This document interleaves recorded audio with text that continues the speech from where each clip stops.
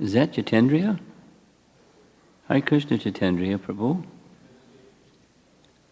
We have another Prabhupada disciple in our midst. Thank you for joining us. Hare Krishna.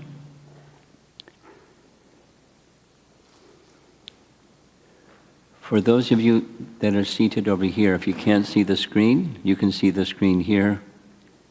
For those of you that are in the balcony seats back there, you can see the screen over here. We don't have a screen in the ceiling yet. For those of you that are exhausted. Is Nityapriya here? Okay. Nityapriya, we have a question for you. I'm going to be making reference during this class to 2 documents, and some persons may not have received those 2 documents. So what should they do? Should they see you, or should they register, or what should they do?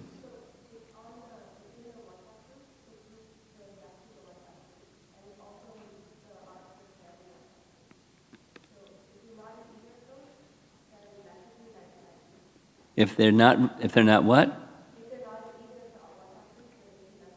They should see you. Check her out. Nityapriya Dasi. For those of you that are with us today, this morning, that were not with us yesterday, just a little review. Yesterday, I'm going to build on what was yesterday a little bit. Yesterday was purity is the force, based upon the springboard of Srila Prabhupada's statement that ISKCON has these 4 pillars or essential elements. Preaching is the essence. Books are the basis. Utility is the principle. What's the other one? Purity is the force. So we spoke on purity is the force. And I'm going to be going there first thing this morning, and then further. So the topic I chose is building character. The theme overall for this event is forwarding the legacy of our founder Acharya. And I'll be speaking about this more during the course of the day. Forwarding the legacy of our founder Acharya. Generally, this means the next generation. We spent some time on what that means. But the next generation, or the generation after that generation, or the servant of the servants, have an opportunity and a responsibility. That is something very valuable. A legacy is something very valuable that has been gifted to subsequent generations. And to receive it, to properly utilize it, and to further that valuable asset that is passed on from generation to generation. That's the meaning, for me at least, the meaning of legacy. And largely the devotees here, there's some exceptions, but largely the devotees here are what we call in ISKCON the 2nd generation, Prabhupada's disciples and disciples of Prabhupada's disciples. So that's, you've inherited this legacy, and how to forward it, move it, preserve it, and move it forward. And an essential part of being able to do that starts with purity, and then character. So that's our topic. Building character. What does character rest upon? It's our topic yesterday. Purity is the foundation. Say it negatively. Without purity, how are you going to have character? You can have knowledge, but not wisdom. Theoretical knowledge, but not wisdom. And purity moves things forward. So purity is the foundation for character, because character moves things forward. For example, something that can be properly used or misused. Utility is the principle. Where there's purity, then what's utility? Utility is, we discussed it yesterday, but this is a little review. Anasaktasya vishayan yatarham upayunjitaha nirbandha Krishna sambandhe yuktam vairagya uchate. Yuktam vairagya. Yukta vairagya. Yukta means engaging. Yukta vairagya, with detachment. With detachment from what? With detachment from impurity, or the sense that I'm meant to be the enjoyer of fill in the blank. I'm meant to be the enjoyer. That's who I am. I'm an enjoyer. I want happiness. What's wrong with wanting happiness? And I want happiness. And my happiness is using things Hari Sambandha Vastuna. Things that are in relation to Hari, using them for my enjoyment. So where there's no personal enjoyment, that's what we discussed yesterday about purity, if you remember. For those of you who weren't with us, there was a phrase that I said a number of times, 10 times maybe. Bhajaniya Parama Purusha Sukha Matva Swasukhatvam. So one's own happiness is always and only the happiness of Parama Purusha, who is the worshipable one. So that's purity. And without purity, then you can use things, but you get used by those things. Instead of the instrument that is fulfilling Krishna's purpose, you become implicated. We're going to be discussing it as we go along.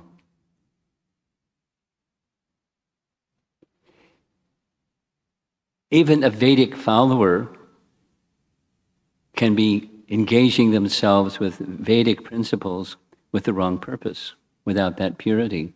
And then they can have problems. Not can they have problems, they will have problems. The problem, one of the problems we're going to discuss this evening is pride. We'll discuss this evening. So we can be engaged by the external energy in the name of Yukta Vairagya, or utility is the principle. It's like, here's a camera, here's a microphone, there's all these nice display screens, and people can use those things for different purposes. There's a Krishna conscious way to use them, and it's not just, it's authorized, Prabhu. It's a dovetail. I like, and Krishna likes, put them together, and it's utilizing things for Krishna. But how much is it for Krishna, and how much of it is it because I like?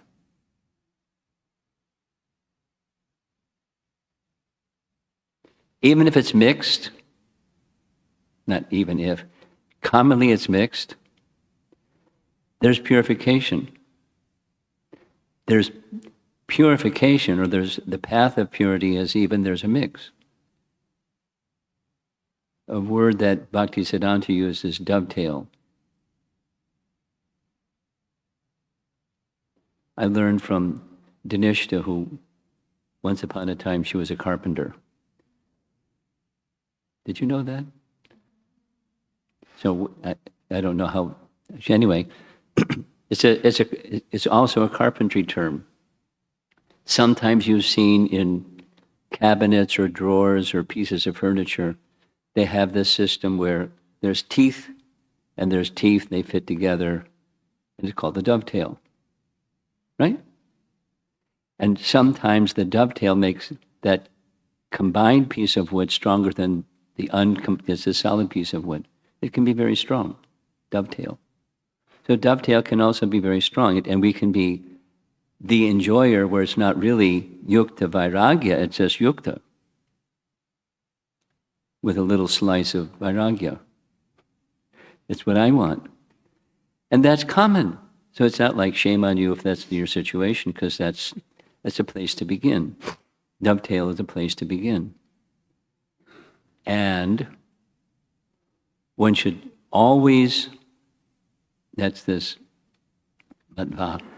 one should always be striving that Krishna should be the enjoyer. There was some discussion yesterday evening on this. How do you get there? Because I'm not there. And who's there? But that's the objective. That's the goal. That's the destination you put in your GPS. And you keep moving. Even if you're mixed, or even if you make mistakes, or even if you're whatever you are, less than perfect, like all of us. We engage ourselves towards that destination. That is, Krishna is to be pleased.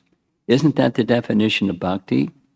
What's Rupa Goswami's definition of bhakti? Let's say it together.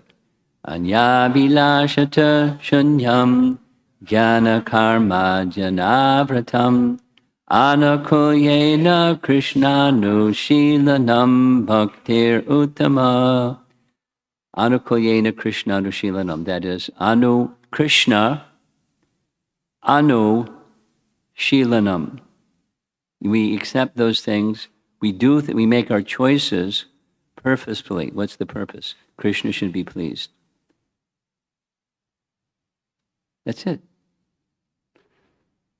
So we spin the dial, we make those choices that are pleasing to Krishna, and we have our mix. Without giving, for example. And then we do because we like. And there's a hefty amount of I like. And pure bhakti, bhaktir uttama, is to strive towards that. So that's the GPS destination. And we're not there yet, and we keep striving and don't become complacent. Try not to be complacent. Because then prior tendency becomes stronger than the purity that we're striving for. And take anything, preaching is the essence. Without giving too many anecdotal examples, one can strive to be a preacher and, push people, or heavy people, or, something other than attract people in the name of preaching. Anyway, in imitating Bhaktisiddhanta or something, and so there's purity, and then there's stuff in between. So the idea is we strive for the purity because the topic for this morning is building character. Now, some of you are familiar with this verse from 5th Canto Bhagavatam, chapter 18. Let's say the verse together. Yes, yasti bhaktir bhagavatya kinchana sair vairgainas tatra samasate sara haraba bhaktasya kuto mahadguna manoratena sati dhavato bahi. And let's go through the words from the verse. Bhagavat, that's in relation to Bhagavan. Bhagavat, akinchana. Bhaktir, Bhagavat, akinchana. Akinchana means no mix. Pure devotion. That's the purity message. And for one who does that, Sair Vair Gunais Tatra, Samasate Sura, all the good qualities of the Suras, the celestial beings, the demigods, etc., all those good qualities become the decorations of such a person.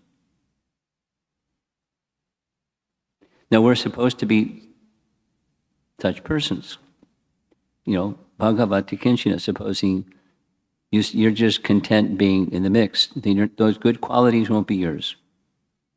Something, better than yesterday, but not all the good qualities of the demigods. We know there's from Rupa Goswami's writings, there's different lists of the qualities of a devotee. Nice 26 qualities of a devotee. They're all nice qualities. And then harav abhaktasya, those who are abhaktas of Hari, non-devotees of Hari, kuto mahadguna, they don't have good qualities. Kuto mahad guna, they don't have good qualities. Manoratena sati dhabatobahi, because they're manarata, they're riding on the chariot of the mind.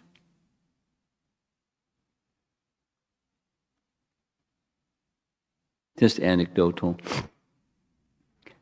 Some years ago, inspired by the VIHE in Vrindavan, I became inspired to have a 1 week instead of a 1 month event in Giranagari Institute for Higher Education. And I had different persons come as speakers, and all day long for 7 days we had something like that. Jayadvaita Swami was one of those speakers one time. And the morning before we were to begin, this was the verse that was the assigned verse. And I won't mention his name, but a Giranagari resident said, I know lots of people. I do Food for Life. I go here and there through the whole Juniata County, and there's lots of people with good qualities. And gave examples. It's like speaking against the Bhagavatam's message and whitewashed it. Next morning, Jayadvaita Maharaj didn't know that he spoke on this verse, and he did the Jayadvaita Swami. No good qualities. No, there's mode of goodness qualities, but mode of goodness isn't substantial. Anything on the material platform is not substantial, means it doesn't endure. It's a reflection of. Prakriti is a reflection of paraprakriti, transcendence. In transcendence, that's where there's good qualities.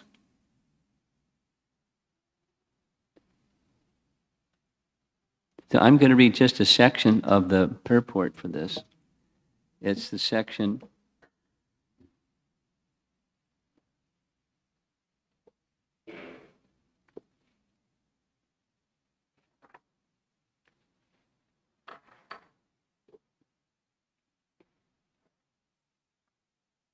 Now, the section I'm reading from, you will find this as a centerpiece of one of the documents you're supposed to receive. It's a Burijan Prabhu essay on this topic.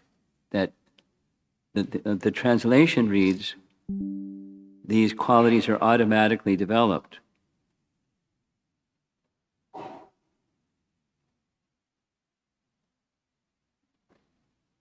Then his article is that there's automatically doesn't mean like a machine, like a vending machine. What's a vending machine? I think modern people even know what vending machines are. It's a thing that sells stuff. And you see the thing that you want, you put in the coins, you pull the lever that's corresponding to that thing, and down a chute comes the thing that you selected. Vending machine. So bhakti is not a vending machine. It's not automatically like mechanical. You do this, do that, zoom. It's not a mechanical process. It's a natural process. That's the essence of his essay. Warning the devotees, don't think automatically. Don't become disappointed if automatically you put the coin and pull the lever and it doesn't come down the chute, because it's not a mechanical process.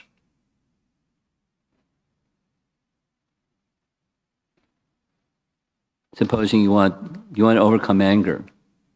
Maybe you know some people that have an anger problem. And they, so I'm chanting and I'm not overcoming anger. It's not a mechanical process. It can subside, but overcome it completely. So it's the devotional process. Here is from the purport.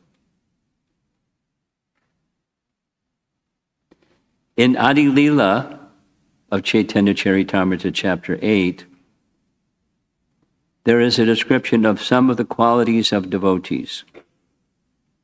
For example, Sri Pandit Haridas is described as being very well behaved, tolerant, peaceful, magnanimous, and grave. In addition, he spoke very sweetly. His endeavors were very pleasing. He was always patient. He respected everyone. He always worked for everyone's benefit. His mind was free of duplicity, and he was completely devoid of all malicious activities. That's a good list.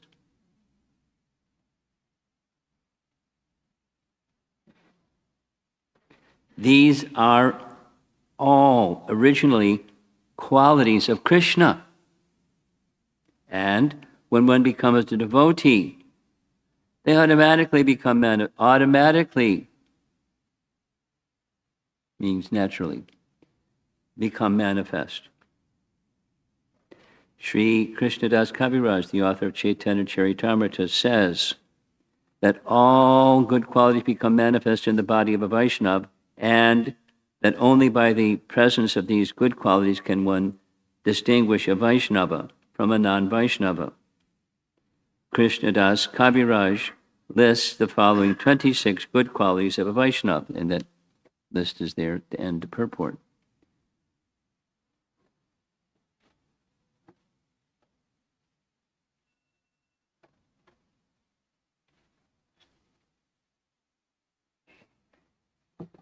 Yeah.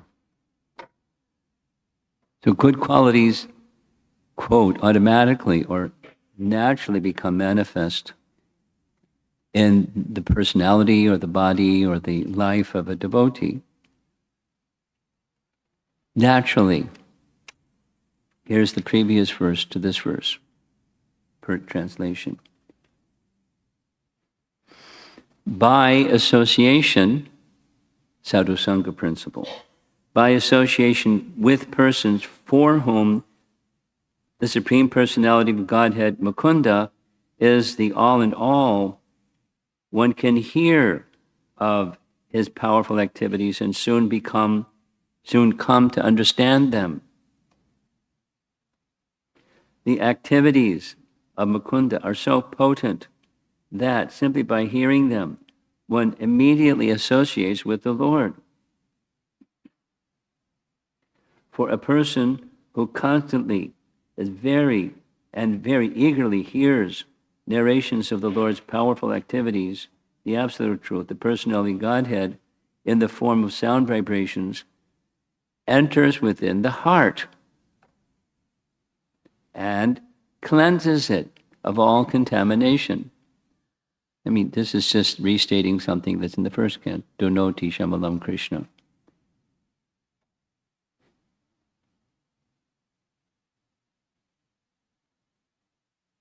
It goes on. There are other things that are beneficial, but prolonged use, it doesn't have the same, the bathing in the Ganges is the example that's given. So it's not something we neglect, but it doesn't have the same potency as this Shravanam, Kirtanam, Vishnu. And there's so many other. This hearing and chanting is given its virtue, and one who does this, a kinchana bhakti becomes revived.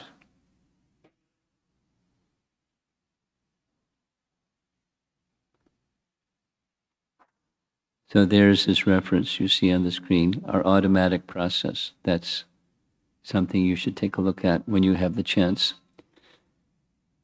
Here's Prabhupada stating, I told Prabhupada that I had never met anyone with so many wonderful transcendental qualities. He laughed and said, it has to be developed. Transcendental qualities are already there. Only when we are without designations That's this other definition, sarva upadi vanir muktam. Only when we are without designations do they become manifest.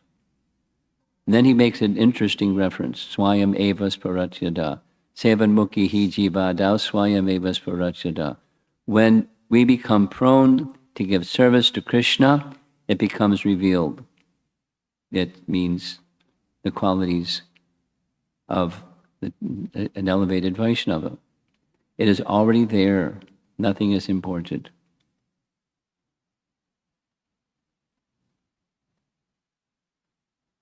And it's not mechanical or automatic. Our automatic process is a natural process, that sense. Cause and effect. And there's a qualitative aspect, a dimension to all of that. And that is, going back to yesterday, we're striving for purity. That is, we don't want to have our own interest mixed with Krishna's interest. That's elevated. Comment was made yesterday. That's elevated. But that's our practice. That's our spiritual practice.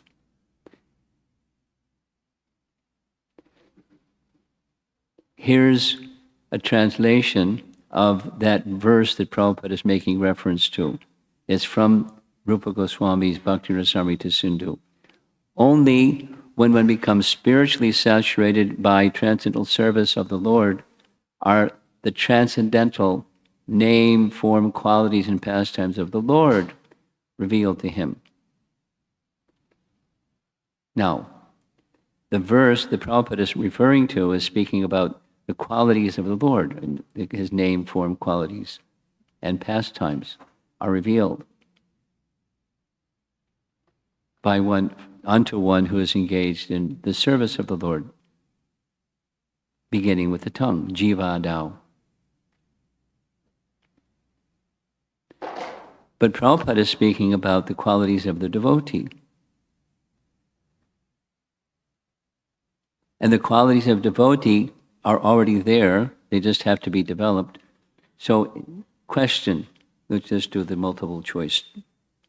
A, don't worry about developing qualities, because they're automatically developed or naturally developed. Just stay focused on bhakti and don't worry about getting angry and being lusty and, those other things. Don't worry about it. It'll happen. Just stay on track. B, as bhakti awakens, you want to cultivate becoming free from anger, becoming free from harsh speech, becoming free from this shortcoming, that misgiving, this contamination, that anartha. Is anartha nivritti something that we cultivate, or it's just naturally going to happen, we don't have to think about it? Both. Oh yeah, that's B, C, both. My little way of saying it is, don't put the cart before the horse. Put the horse before the cart, and the horse can pull the cart.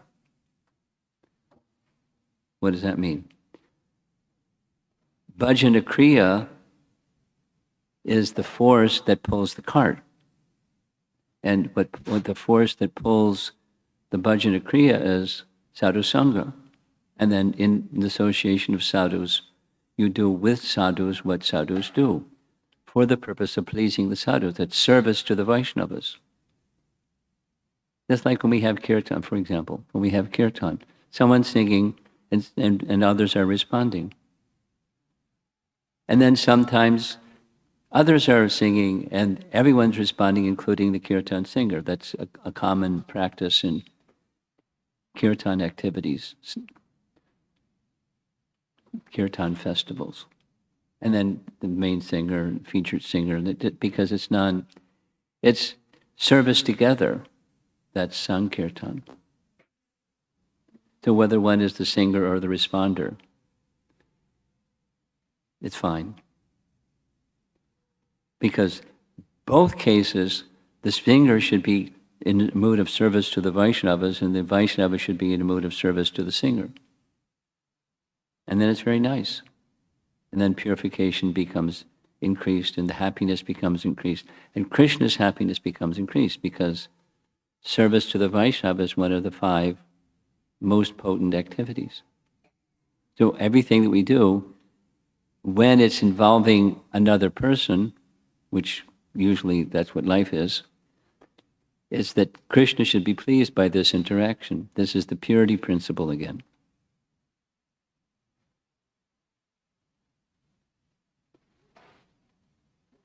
So the message I wanted to share this morning is building character is resting upon purity.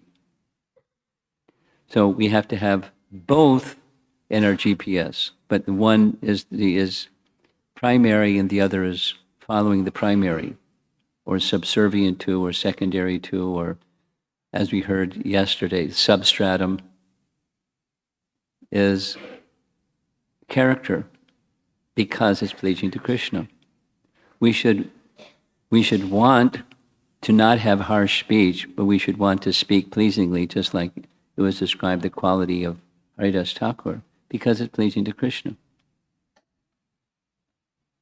And one of the breakout sessions, that's going to be centerpiece. How to have conversation, how to have communication with others, Vaishnavas or others, where it's respectful and pleasing. Even if you have to say something that's strong, do it in such a way it's with the intent of pleasing Krishna and in service to the other Vaishnava. Now, I don't remember who made this. Does anybody in the room know who made this? Someone made it and sent it to me. Take some steps towards becoming a little more clear about what your goal of life is. So let's talk about, just the reference is, if purity is that goal, purity is the force, etc., from yesterday's discussion, how do I get there? What are some steps I can take to get there? And because of this morning's topic, it's character or qualities. Well, I showed you this same diagram yesterday. Here it is again. This is from Sachinandan Swami, from his book on japa, and the illustration is meant to align body, mind, and heart with your goal. So little steps is to continue to readjust or realign your values. Largely values are something shared, of course, with the heart, but largely they're resting in the mind, because values can change. They do change, hopefully for the better. And keep those values in alignment with what your goal is. The goal being bhakti, meaning parama purusha sukha, matra svasukhatvam.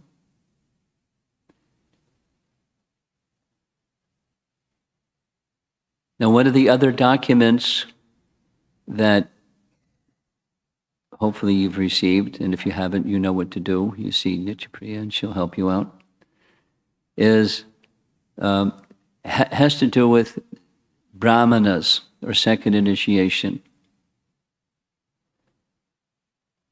Something that Srila Prabhupada spoke over and over and over. He wanted to create from unpolished persons, whatever their backgrounds may be, ideal men and ideal ladies, ideal Vaishnavas, from very rough material, because with the understanding beneath the rough there is something pure, and the process of purification can cleanse the covering and leave the good, natural, inherent quality.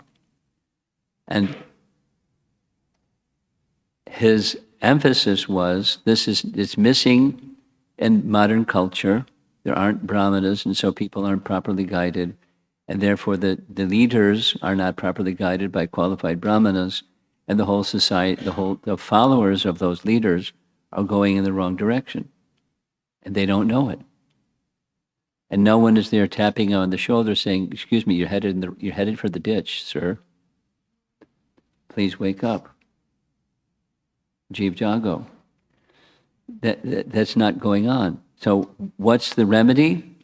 One of the principles is there's a role for those who are first-class men to be examples, achar and prachar.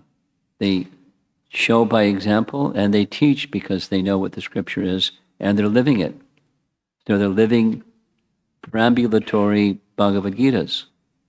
But you can't be a perambulatory Bhagavad Gita if you don't know, and you can't be if you just say it, but you don't. But your character is something else.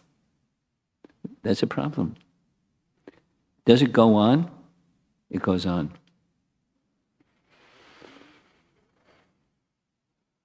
There's a very. I'm tempted to go stand in my soapbox and do my thing. I have an issue. I call it entitlement. You've heard me say it before. Without belaboring the point, I see that's a contamination that's in the Hare Krishna movement today. Not that it wasn't there before, but I see it rising, and it's a problem. You know, something, something, something, something, something, something, something, something, something, and now I should be recognized, and I'm entitled to the recognition. And I don't know how to express myself because I'm not purified enough. So I kind of bully my way into the Sangha of Vaishnavas and behave the way that I behave. It is okay because I have this entitlement. I got Brahminical initiation. I've been around for X number of years. I have this title and this service, and look out, here I come. I mean, that's a crass way of saying that something that happens more subtly, but it goes on too much. I've seen. I'm really worried about it for the future of the Hare Krishna movement. Therefore, the theme is forwarding the legacy of our founder Acharya, who wanted this. Not just somebody that has second initiation, but somebody has the qualities, the character of a Brahmana, because that can change society. You know, the deterioration of the Kali Yuga deterioration, that's the consequence of not having qualified Brahmanas. There's a role in Vedic culture. And the quality and work, guna and karma, again, is the method of determining who is a Brahmana or who is anything. Guna karma vibhagasha. Chaturvarnamaya shrishtam, guna karma vibhagasha. And what's the impact? I'm going to have three options here. Impact of excellent character within devotee communities. Sadhu Sangha, everyone gets lifted. Supposing that's not the case. You get quarrels, or groupism, or using Bhaktisiddhanta's language, separate interest. And then there's interest groups. Does it go on? It goes on. Just yesterday I got a report of somebody that lost it. And they have a tendency to lose it when they get a bee in their bonnet and they go and blast somebody and feel completely justified because they're right. And they have entitlement to say, I'm right, and they blast. That's not good character. So it's important to have good character. It's important to know what's right and what's not right. And it's important to communicate in a proper manner and to live and set an example. That's not a good example. If you don't have the Brahminical quality, but you feel entitled. Or when we want to draw people in to the fold of bhakti life. A good character is attractive. And sometimes people see, I've been told, people, they like the Prabhupada's books, they come into the association of devotees and they see dissension and they take a few steps back. Maybe some of you know some people in that situation. So we're not fulfilling the purpose of sadhu sangha. And then there's your own spiritual progress, the attainment of the purpose of life. Supposing you don't develop good character or good qualities, you're not going to progress very far. You're not responsible for everybody. You're responsible for yourself. And if there's purity within, and then from resting upon purity, good character, you can do more to bring the right thing that our founder Acharya wanted, the furthering the legacy of our founder Acharya. We made reference to this yesterday. I'm making reference to it again. This is the purity topic. But what's knowledge is one of the 6 questions in chapter 13. Krishna describes what knowledge is. Anything other than these is not knowledge, is ignorance. And each of these 20 qualities are features of character. So there's an equation. One who is situated in knowledge has good character.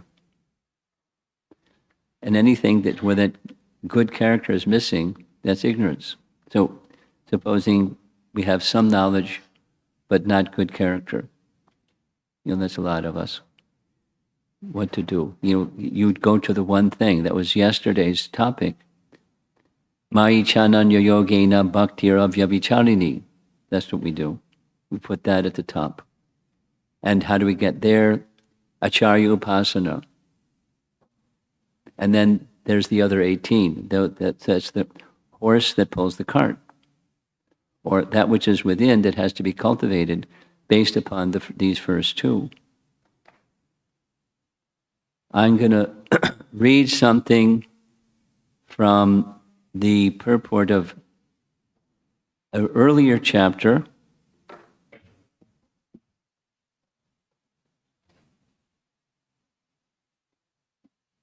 Chapter 12, verses 18 through 19, Prabhupada writes in the purport. This, on 12, 18, 19, it's qualities of persons who are dear to Krishna. Equal to friends and enemies, equipoised in honor and dishonor, heat and cold, happiness and distress, fame and infamy, was always free from contaminating association, always silent and satisfied with anything, who doesn't care for any residence, who is fixed in knowledge, and who is engaged in devotional service, such a person is very dear to me. Prabhupada writes in the purport. We may find some repetition in the descriptions of the qualifications of a devotee, but this is just to emphasize the fact that a devotee must acquire all these qualifications. Not mechanically, not automatically, but acquire or manifest in a natural way. Without good qualifications, one cannot be a pure devotee. Arava bhaktasya kutomahad. That's the 518 verse. One who is not a devotee has no good qualification. One who wants to be recognized as a devotee should develop the good qualifications. So it's 4 times in one purport. Of course, he does not extraneously endeavor to acquire these qualifications, but engagement in Krishna consciousness and devotional service automatically helps him develop them. So we should cultivate them because it's pleasing to Krishna. And it's already there, but you can't get it just by, importing it and putting a software on your hard drive. It's intrinsic, but it has to be cultivated. And we do so through sadhusanga. And this is the last slide. At least that's the purpose for which sadhusanga is provided, to have that adau shraddha further nourished and further and further and further and further and further up to the stage of prema. Yesterday, we looked at the first two of the 7 purposes of ISKCON that Prabhupada established when he incorporated ISKCON Inc. Here's purpose number 6, to bring the members closer together for the purpose of teaching a simpler and more natural way of life. Now this can be taken, farm communities. But it doesn't have to be farm communities, it has to be how we live our life. Simpler and more natural way of life. That which is pleasing to Krishna, and because it's pleasing to Krishna, it's pleasing to the Vaishnavas, and live our life in that way, through sadhusanga.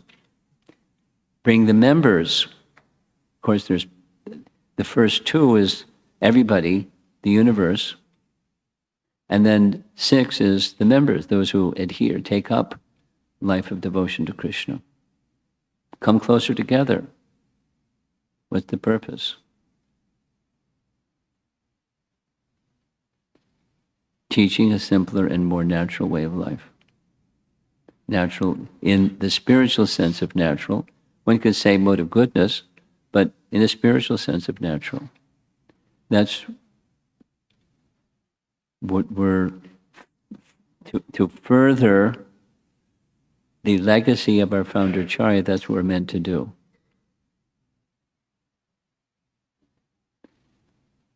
And the reason for taking this topic is to help us further the legacy, because good character, resting upon purity is a way to do it.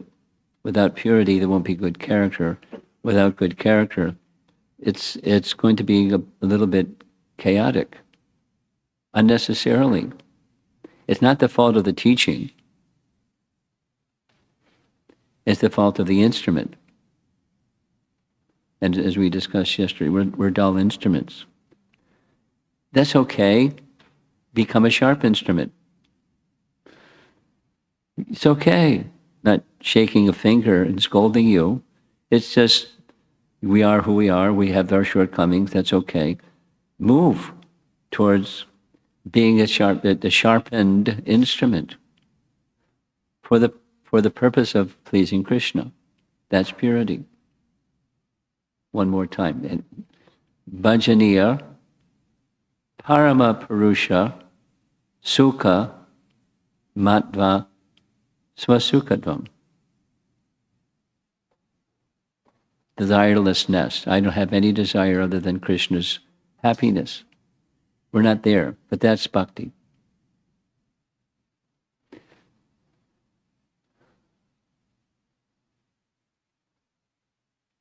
For those of you who are from climates, is anyone here who's never seen snow before? Look out the window. There's some snow in the trees. They have songs about how nice it is to have snow. Drive slowly.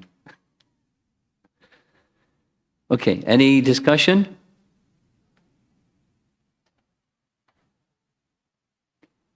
Yes. Keep your hand up. Amala, Nam.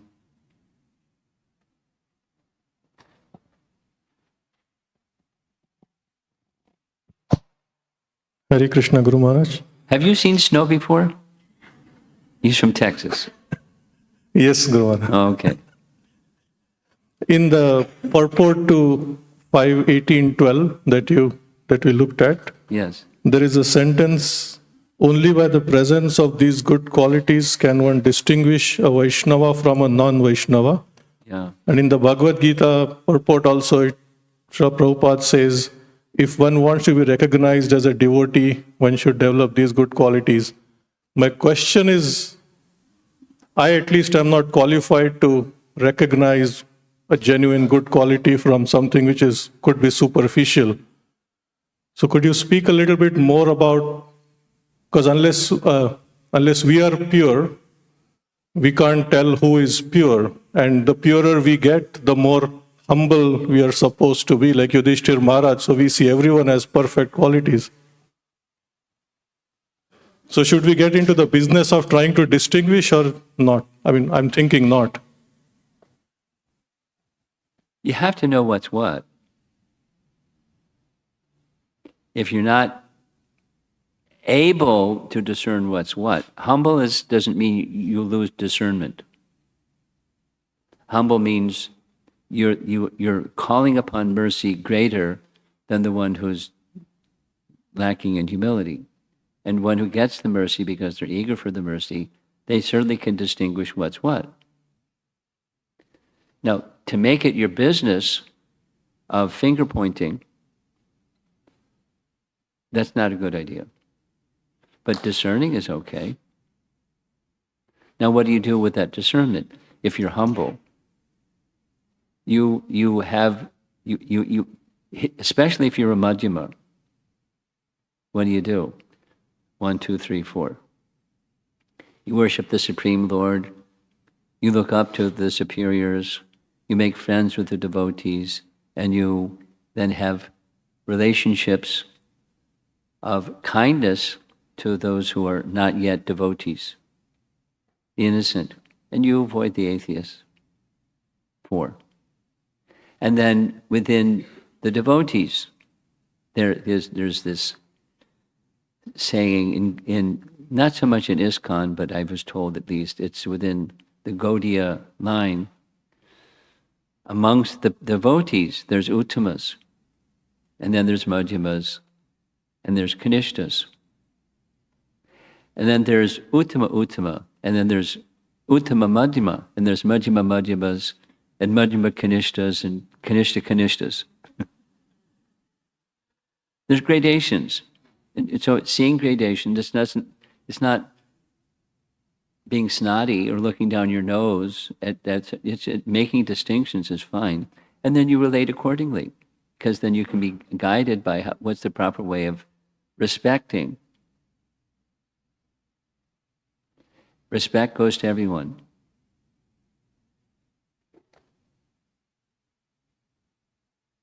But we should know what's the appropriate respect to be shown according to one's quality. Have I addressed your question? You want to follow up with something? Because it's a delicate question. Paramarupa, you have something?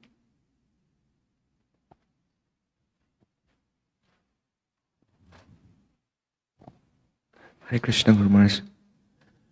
You mentioned about having respectful communication even when some strong message is to be delivered. I was thinking about the Bhagavad Gita, austerity of the speech. Yes, that's one of our breakout topics. So having those 5 characteristics of truthful, pleasing, beneficial, not agitating, and being in alignment with the scriptures. How do we strike the right balance between being truthful, beneficial, and at the same time pleasing and not agitating? Simple answer. It requires intelligence. Uh-oh. I'm not so intelligent. What to do? Become Krishna conscious, chant and hear and remember better, and you'll become more Krishna conscious and you'll get more intelligence from Super Soul. But without it, you're going to, not do it so effectively. That was a discussion yesterday. I make mistakes. I blunder. because I'm less than perfect. What to do? So become pure. You can't, if there's damage done, you can't undo the damage. You can go to the person, without naming names. Someone said something to me some few days ago, and later that day, they were really keen on apologizing for that something they said. And I didn't take it as hurtful, and they were relieved. And I took it. It was just teasing, joking, fun. And that was what it was. I didn't feel anything. It was inappropriate. But I was honoring the fact that the devotee did. They went to the person who they didn't speak. They felt they didn't speak properly. So that's what we do.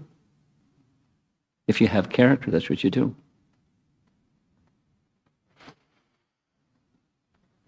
And how to make the balance thing? It's just Krishna consciousness. Then you get the intelligence. We're not very cultured people. We're not refined, cultured people. So we're going to make blunders or be dull and being the instrument of fine speech. But we keep trying to refine it. And refine it is not just making some tinkering adjustments here and there. It's purity.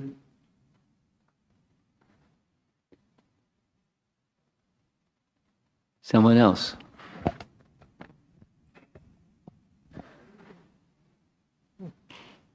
You got the microphone. You do your thing.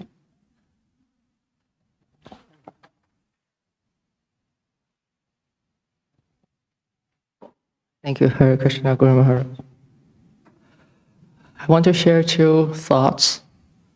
One is when you speak about purity, I assume it refers to the purity of motivation. And based on that assumption, I think there's another aspect to purity, which is also important, and that is the purity of knowledge. Yeah. Because, for example, if one's knowledge is based on a bodily conception or a Mayavadic conception, that without that purity of knowledge, the purity cannot be attained. Yes.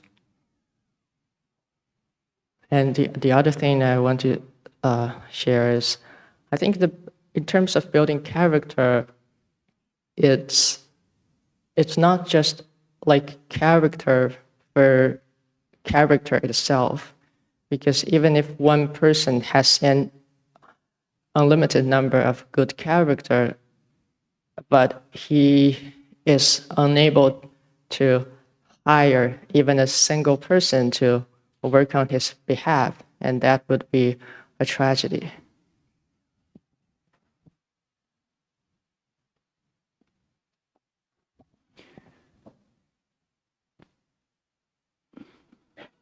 Well, the first part it was already acknowledged, so I appreciate your thoughtful comment. The second one, it depends. So supposing Krishna doesn't sanction, if that's why Krishna might not sanction someone who has good character and purity, not sanction. It's up to Krishna. One could assume, at least in course of time, the all-attractive Krishna will give the attractiveness to someone so they could attract others to get their good qualities and good character. But there may be other factors. Let's take an extreme example. Gorkishore Das Babaji Maharaj. He was a recluse. He wanted to be alone, etc., etc. And yet there was one person whose association he kept and accepted, and it was Bhaktisiddhanta. And that the tragedy that you spoke of was not the case, because he gave his association to Bhaktisiddhanta. Now, others revered him, honored him, etc., because he was worthy, bhajaniya, worthy of respect and worthy of adoration, and worthy. But he kept himself distant for his own reasons, his own internal mood. So I'm just giving some qualifiers to this, the second thought that you had. Depends on the person, it depends on Krishna. You know, the general rule, yes, but then there's exception, depends. Subal.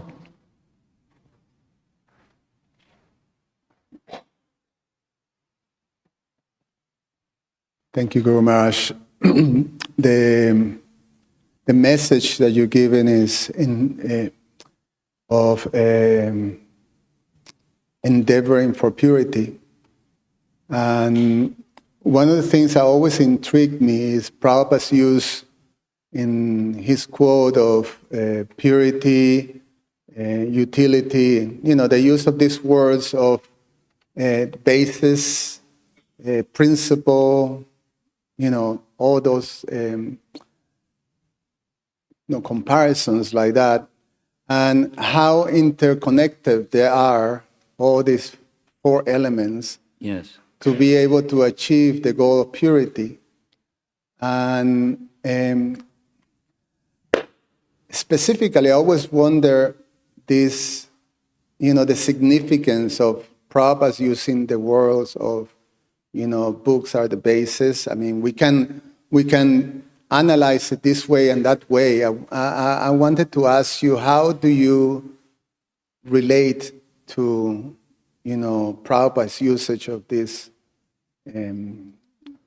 terms? I'm not sure what your question is. How do I relate to Prabhupada's usage of these terms?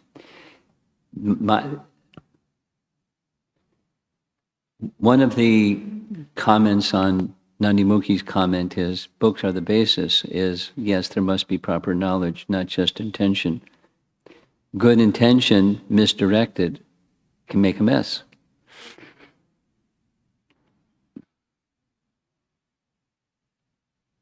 And there's examples.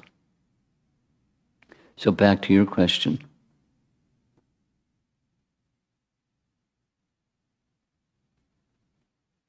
How do I relate to Prabhupada's use of these terms? As an acharya, what was his intention? His intention was people should be happy. And how are people going to be happy?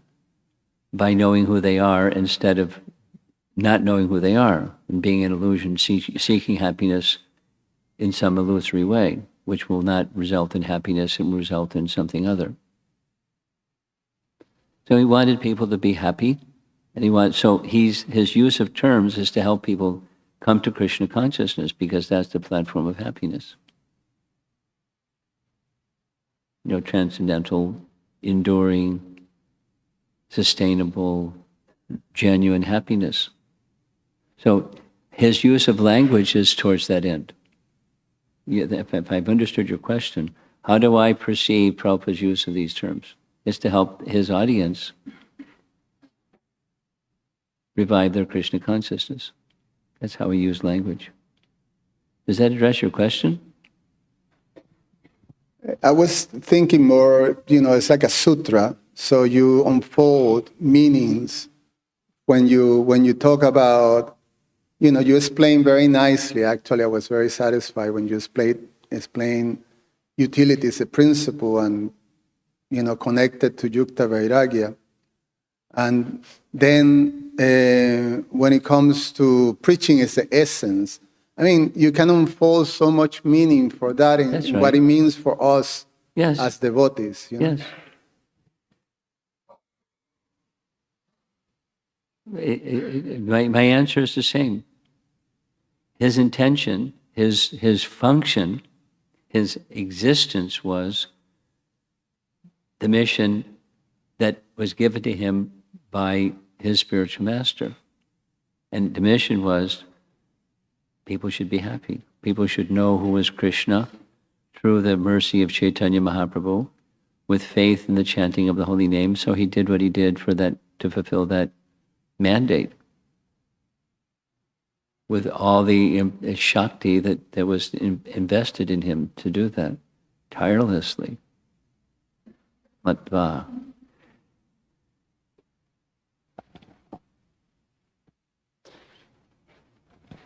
Hare Krishna Guru Maharaj. So this is in line with the purity. I just wanted to Hold it a little further away, Okay. because your Is this voice good? is strong. Okay. So my question was, does humility play a role Yes. in being purity? That's one. And the second thing is being true to oneself plays a vital role in. Well, what does that the- mean? That can be really fuzzy, being true to oneself. So being what you are from But within. what does that mean?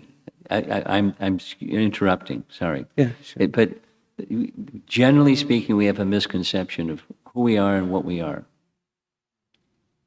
Without elaborating, you can understand the principle. So the question I have is, when we are trying to be humble, it is considered to be some kind of an incapability by others, and That's people okay. take advantage of it. Whatever or others, that's not your responsibility. Your responsibility is between you and Krishna. And others, it's not like take a hike, but it's like that's not your responsibility. Yes, Maharaj. Thank you, Maharaj.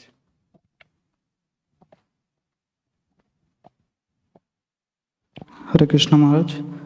You said that associating with devotees. A little further away, because the volume, maybe you can adjust the volume or something. Go ahead. Yes, Maharaj. So you said that associating with devotees is the way to attain the good qualities.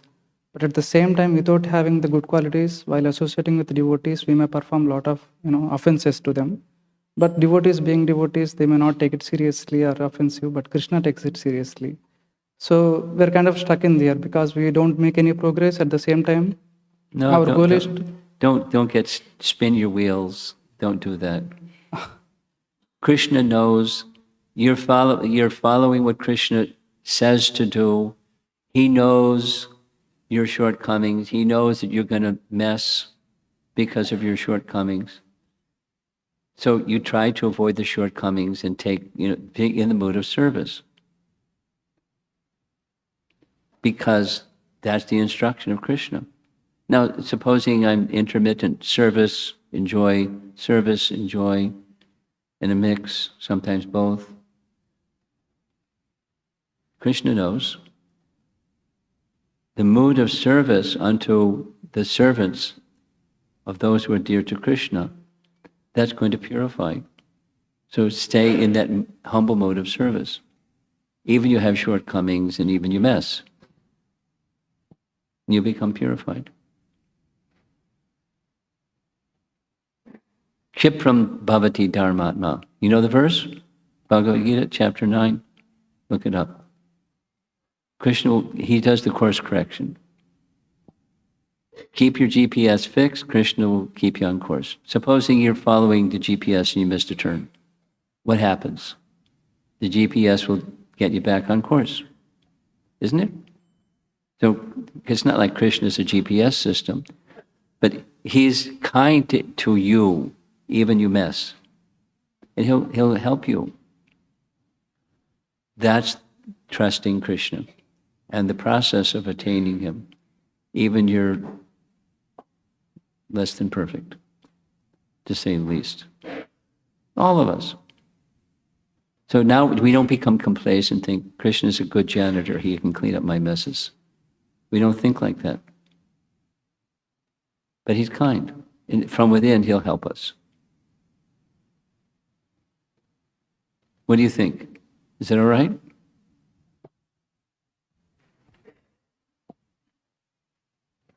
Thank you, Guru Maharaj. My question was more or less in line with the last two questions. So, given where we are and given where we ought to be, Then what? What's the word? ought to be, like we must be, Ought to be. yeah. Okay. So, seeing that divergence and not to be frustrated, angry with oneself, it takes humility. Good. And given lack of humility that I have, that leads to frustration and anger. Uh-oh. Beat yourself up. Go ahead. Yes, Guru Maharaj. So I understood your point about Krishna being witness to it all, and he's the one who prescribes the right medicine at the right time. What do you propose? What do you suggest to cultivate that humble state of mind, to see the progress and not to be frustrated by the divergence, the distance? A simple answer is Shravanam Kirtanam. It starts with chanting and hearing the message. Because just, exactly what I read from that Canto 5 verse, the one before the Canto 5 verse that I read says all these good qualities become manifest in the person that has a strong attraction for hearing the messages of the personality of Godhead. That's for less than perfect persons, or the perfect persons, or anyone in between. That's the bhakti process is Shravanam Kirtanam Vishnu Smaranam. So that's the recommendation. And stay the course. Wait a minute, I'm less than perfect. Stay the course. I mess. Stay the course. And sincerely, this is the operative point of this morning's class. Strive for having the right quality and character instead of the other.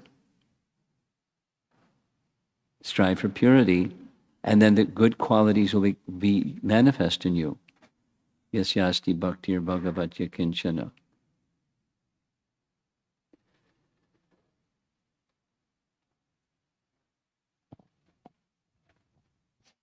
Hare Krishna, Guru Maharaj.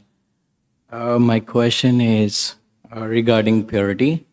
So, can relationships ever be 100% pure? Yes. Without any personal interest? Yes. And external influences? Vaikuntha. I mean, even with Krishna, that the relationship that devotees have, there is interest of seeking happiness, and so I wanted to know your thoughts on this. Yeah, there's in the spiritual realm there's diversity. So how that's going to manifest is going to look different. This devotee, that devotee, the other devotee, or like these personalities from the Bhagavatam. This personality, that personality, this exchange, that exchange. Diversity, beautiful. Unity in diversity, Vaikuntha. And then there's the rest of us. But we're Vaikuntha bound if we follow the process properly.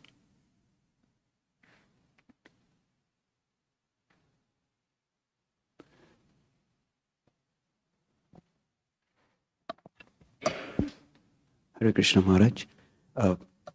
My question is, how do we differentiate between pious activities and bhakti? And you mentioned that, it's easy.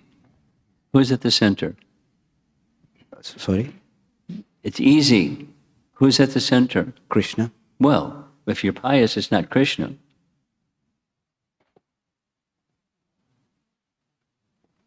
I do this because I get that. Om Jai Jagadisha Hare. You know the song. You know what I'm referring to, right? Yes, yes, ma'am. I wish I could remember, maybe somebody here remembers, Bhakti Chaitanya Maharaj has a parody on that very celebrated song, Om Jaya Jagadi, a house by the sea and a something, something, something, Om Jaya Jagadisha Hare. That's, it's piety. It's, mixed devotion. It's, Hari is there. Jaya Jagadisha Hare. So then you can go down from piety and just do rituals and help little old ladies cross the street or shovel someone's sidewalk in a snowy day, or, kindnesses are fine. And there's fruits to piety. It stays on the material platform. Okay?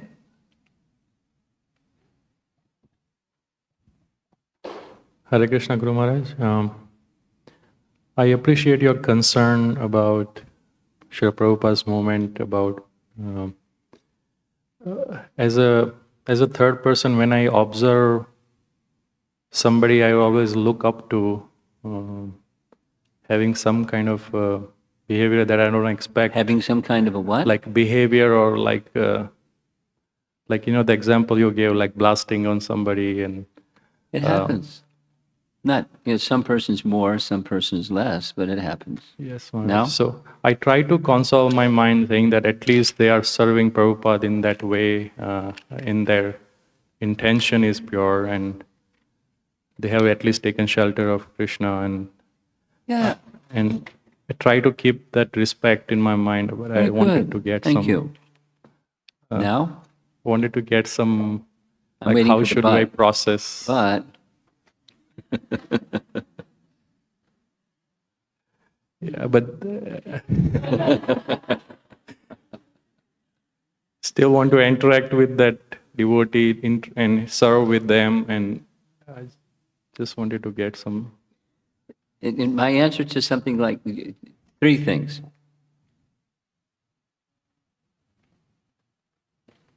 Always and never depart from the position of being the humble servant. That's your responsibility, not theirs. That's your responsibility. Unto Krishna, humble servant of the Vaishnavas. And second, would it be helpful to speak something? And then comes 7:15 Bhagavad Gita that Paramarupa was referring to, the 5 ways of speech. Is it appropriate for you to speak something? Or is it appropriate for you to speak something to somebody who has the position and relationship with that somebody to speak something? And you might decide, it's best not to speak something, and just respect the fact that Krishna, that this is the third position. This is something that's between them and Krishna. I respect XYZ, and there's a shortcoming, and what to do about that shortcoming. Something that I live by, because I learned it from Burijan Prabhu, and it's true. Some things you just, this discernment question that Amala was asking, we discern. And then you, based upon that discernment, then you're making some selections from the menu. And one of the menu selections might be, it's between them and Krishna. So you got the 3 steps, what to do. We'll take one more question from the ladies' side. Yes. Hare Krishna Maharaj.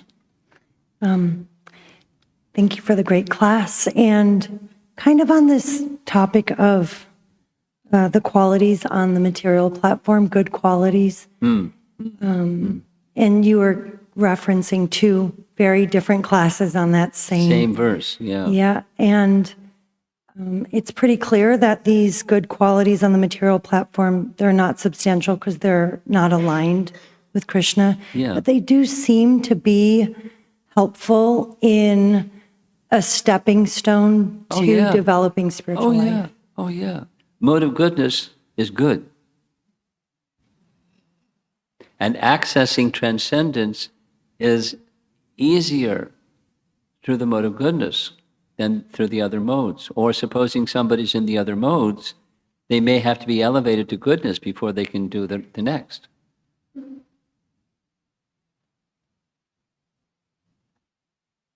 But it's a shadow of the reality.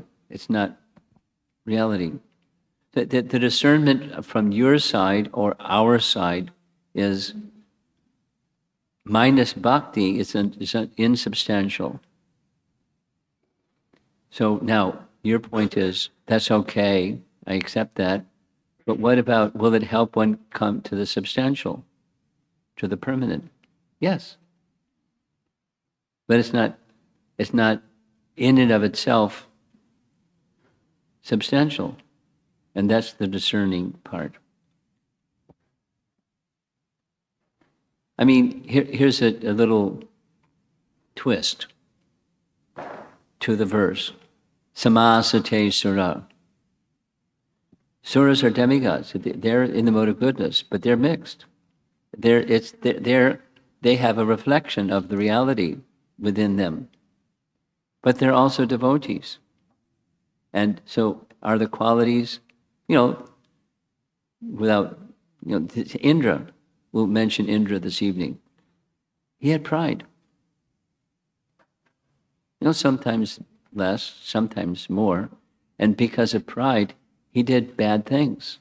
He did a number of bad things. A number, not just the Govardhan Leela. He had a number of, big boo-boos because of his pride and, the absence of purity, the absence of really good qualities. But he's the king of heaven. So having all the good qualities of the suras. But it's, it's more than that. So good qualities are not sufficient. Being the heavenly qualities, being the king of heaven, not sufficient.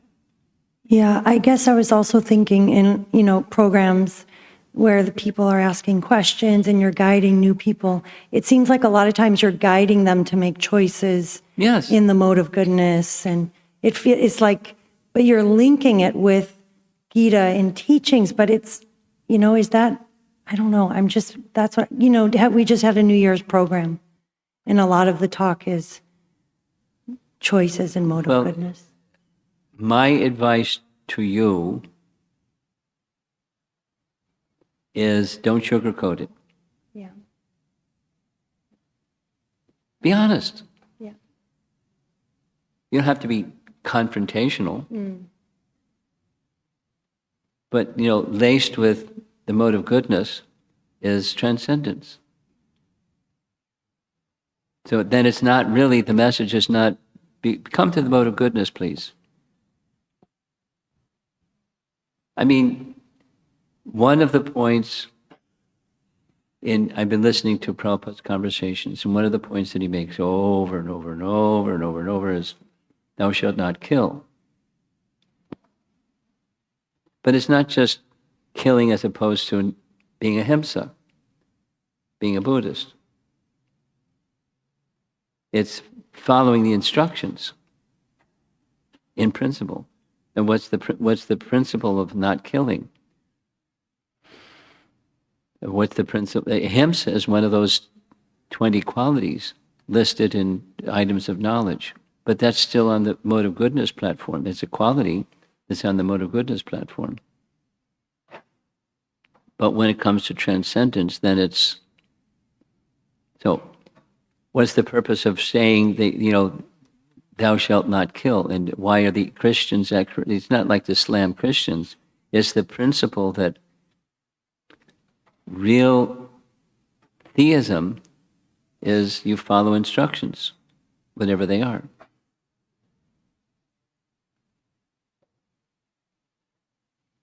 So make your best effort without hammering or without finger pointing. Try to bring transcendence into the picture of, just like, one of the breakout groups Sri Radhika is going to be conducting, and it's on this principle of speech, empathic communication. And that can stay on the material platform, or it can be on the spiritual platform. So bring it to the spiritual platform. It's not like poo-poo to the refined speech. Bring it to the spiritual platform. So it's real and sustainable. I'd like to end. So who's going to do the MC program?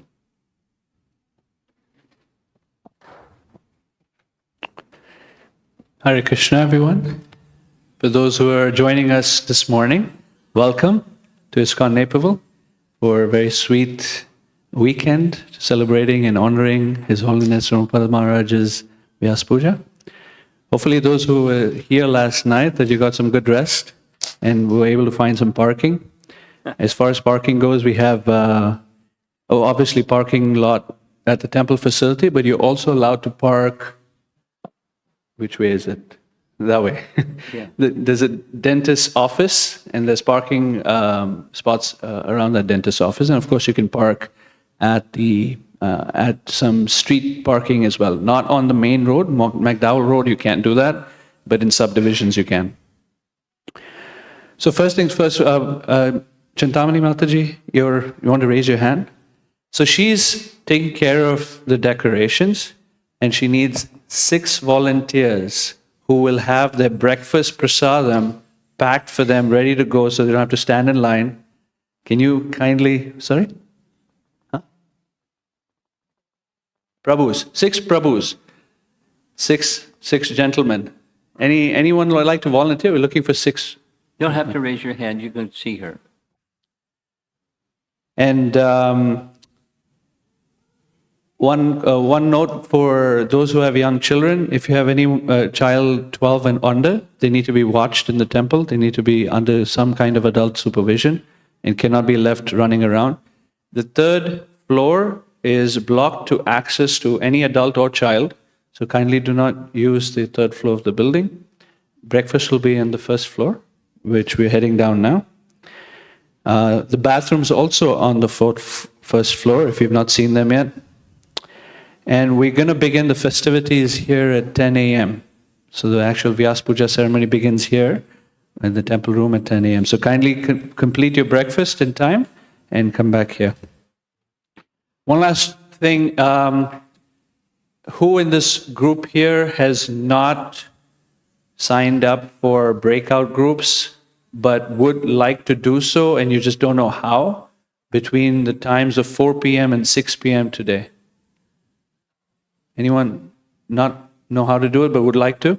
Yeah, come talk to me right after and I'll show you how to do that, okay? All right, I think that's all. Thank you all very much. Hare Krishna.